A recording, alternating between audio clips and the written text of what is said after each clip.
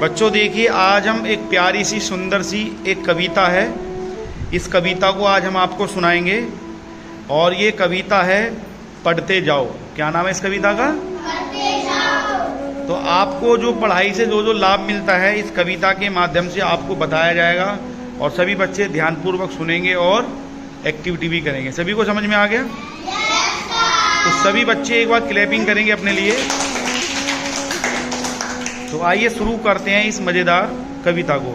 पढ़ते जाओ, पढ़ते जाओ, पढ़ते जाओ, पढ़ते जाओ, सबसे आगे बढ़ते जाओ। पढ़ते जाओ, पढ़ते जाओ, सबसे आगे बढ़ते जाओ। पढ़ने से ही ज्ञान मिलेगा, गुरु से विद्या दान मिलेगा। पढ़ने से ही ज्ञान मिलेगा, गुरु से विद्या दान मिलेगा। विद्या तो बेकार न होती, पढ़े लिखो की हार न होती।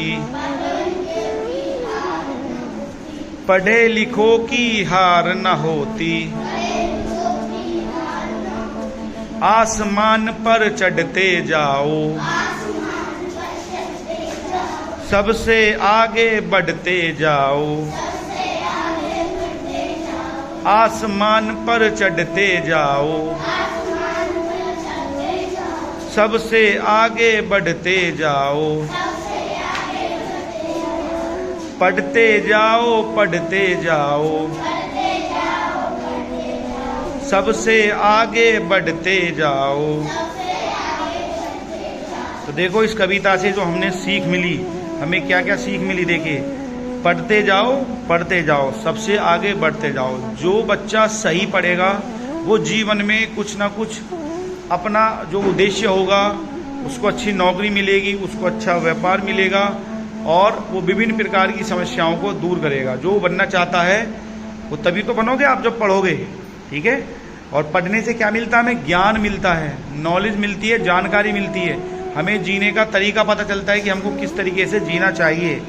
और गुरु से क्या मिलता है? हमें विद्या दान मिलता है। दान में क्या मिलती है हमें? गुरु से विद्या मिलती है, ठीक है।